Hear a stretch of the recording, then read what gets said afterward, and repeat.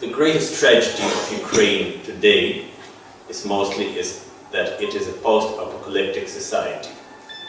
And as it was one of the most progressive countries in the Soviet Union, especially in the former Soviet Union, in the late Soviet Union, there were factories, production, and even rural industries. All got destroyed in a very short time. And you might imagine Soviet Union produced machinery or factories in different parts of the Soviet Union, and then it all would come together. Well, Ukraine did have a lot of that industry that would help to create engines, as previously called, and other machinery.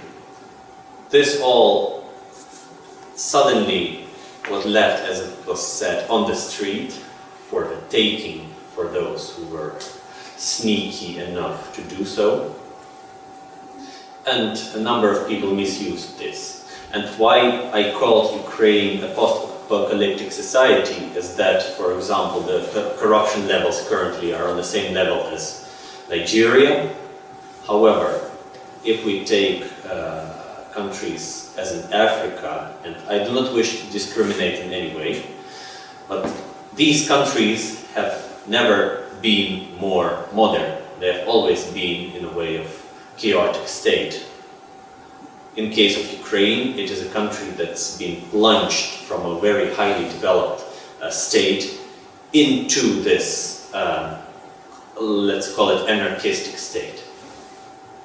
And well, the greatest problem are the oligarchs. They have seized the power, as we may say, 100 richest control practically everything.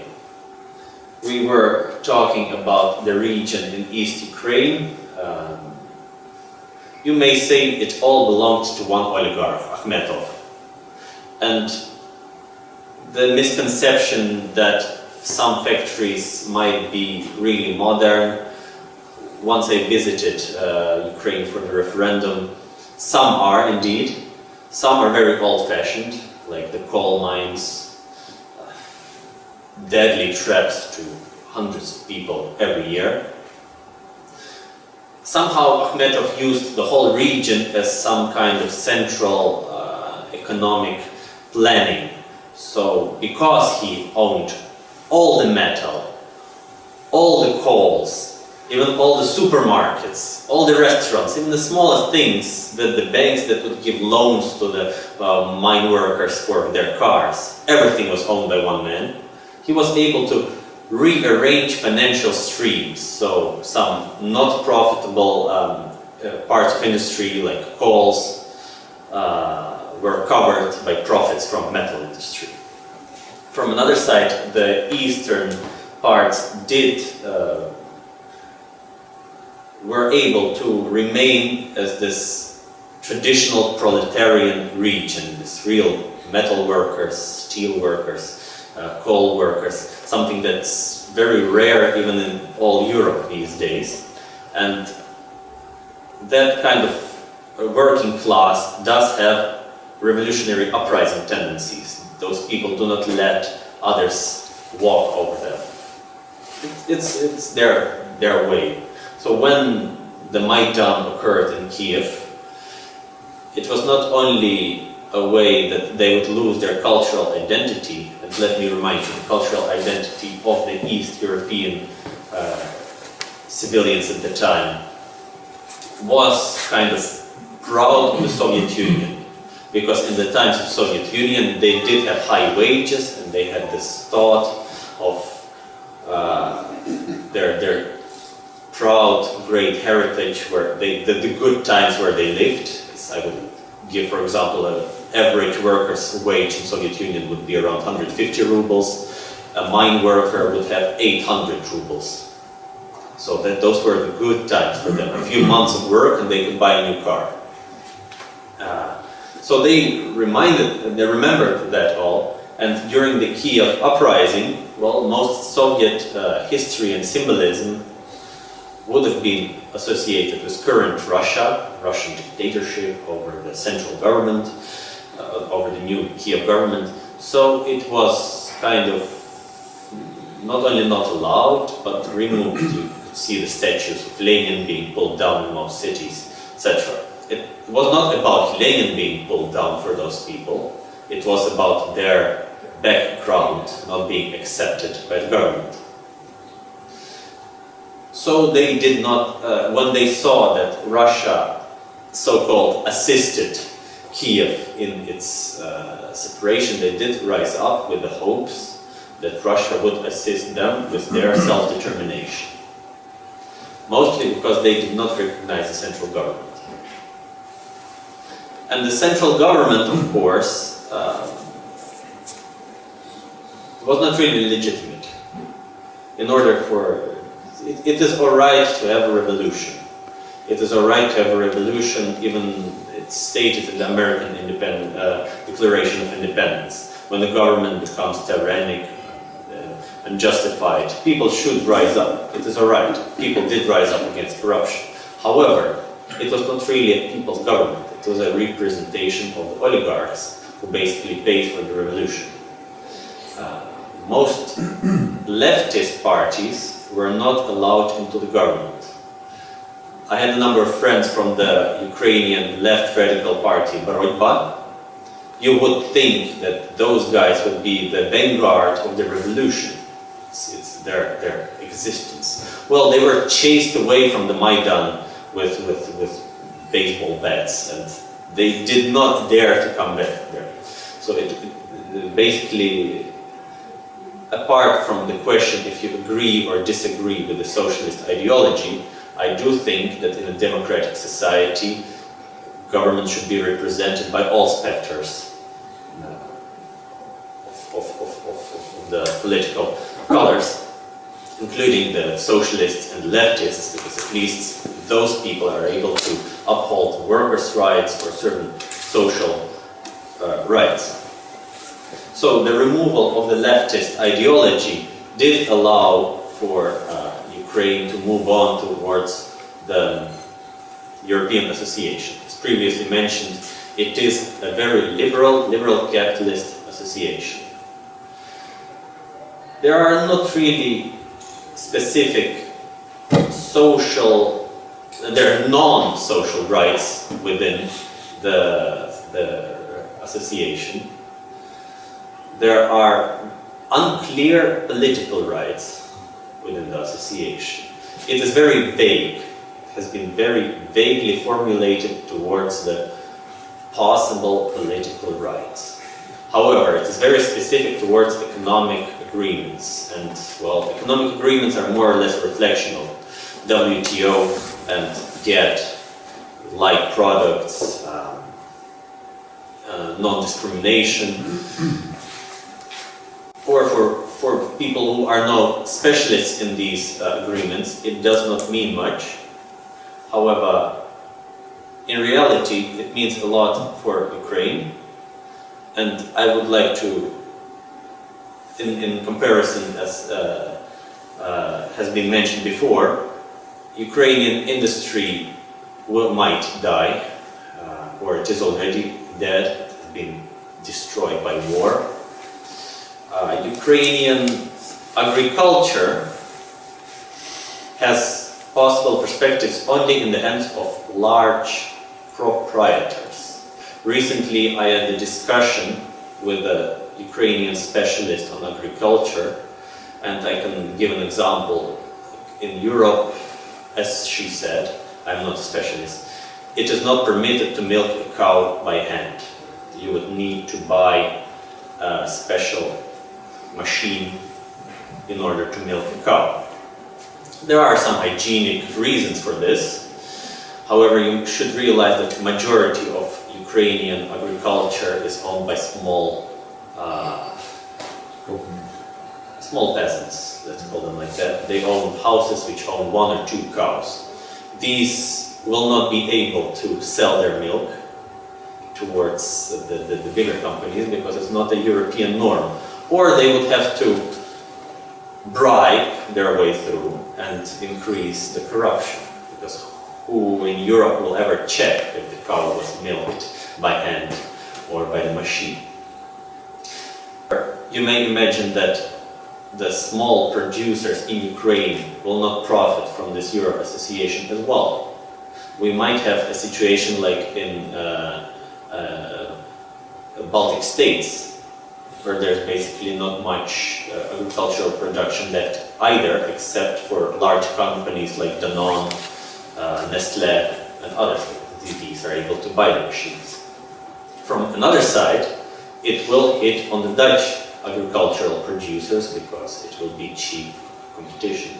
We already had a lot of competition, or a lot of uprisings in France and in Holland, and perhaps the overall rule by the liberal capitalists is that free market should stimulate production and the cheapest and the best should survive. Well, I do think that countries do need to uphold their certain level of sovereignty towards the production of their food and certain machineries. Now, let's go back to the oligarchy. The Russian or the Ukrainian oligarchs, not too different from the Russians, by the way. As being previously mentioned, the Ukrainian oligarchs have done everything they could not to modernize industry. Russians are on the same level, actually. Russia is closing factories just as fast. The only factories that remain, officially on paper, are the ones that work for the oil and gas industry. So on paper, if there's every month 50 new factories, well, if you look into what they do, they produce glass for oil industry, those kind of factories. And most machinery is going down as well. The Kuzbas region in Russia, it is becoming a rust belt as well. The problem is the former Ukrainian government, Yanukovych, as it is being set up here. Well, Yanukovych was the guy who used the association as a way of blackmailing Russian oligarchs to get more credit for Ukraine. Yanukovych was the guy who did the most from all Ukrainian presidents in the development of the European association. Unfortunately, the people's uprising in eastern Ukraine has been suppressed by incompetent leadership. This leadership has been helped to power with Russian military forces or military advice, but many thought in May 2014 that it would be a people's uprising, nationalization of metal property, and that it would be some kind of region of former Soviet Union and where factory workers would be in their proud livelihoods. Well, it did not happen. The first thing that the leaders of eastern regions did is privatize supermarkets on their own name. That's the first law, not generate some kind of security for the people. So the Ukrainians, both in the West as in the East, are stuck in a very hard place. I've talked to certain Ukrainians and I told them, well, look at the association, it's not really good for you. It will destroy the rest, and it will turn you into a colony. And they said, well, if we can travel to Europe and work, at least it's better than what we have now. Anything is better than what we have now. So basically it's like giving money to a drug addict. At least they think, like children, that at this small moment, it's better for them now. And well, this brings us to the idea of Ukrainian identity. Ukrainian identity exists for perhaps 20 years, the real Ukrainian identity. And it was not based on a proud history or some collectivist feeling. The whole Ukrainian identity has been based on anti-Russian identity. We are against Russians, so we are Ukrainians. But what makes you a real Ukrainian? Well, we have our language, and that's about it. Well, we have many examples of languages in Europe where different countries have different or same languages, and different countries' language is not an argument. So unfortunately, Ukrainians did not build up their identity, and when it comes to creating or thinking of the future for their country, well, it's all about private survival, oneself, one's family, by all means necessary. And we cannot blame them. They have had a very hard, harsh life. My suggestion, however, is that if the referendum will not get accepted in April by Holland, and if it will not be accepted by the Dutch government as well, then it will create additional pressure on the Ukrainian government.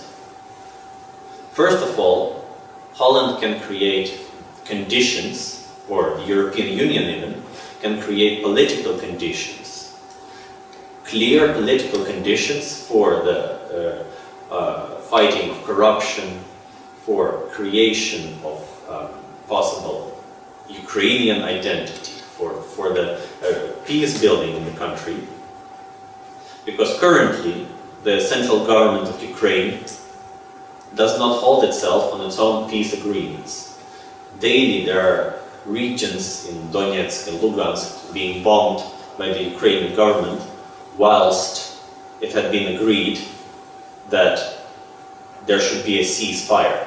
Either they think that they can conquer the region quickly before their acceptance into the European Association, it's an attempt to push it through, or they just do not care.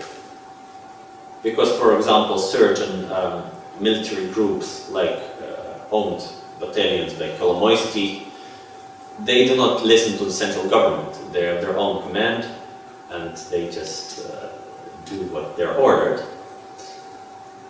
Some Ukrainians might say that Kolomoisky does not finance the armies. Well, I've seen on the front lines little green buses from the Privatbank.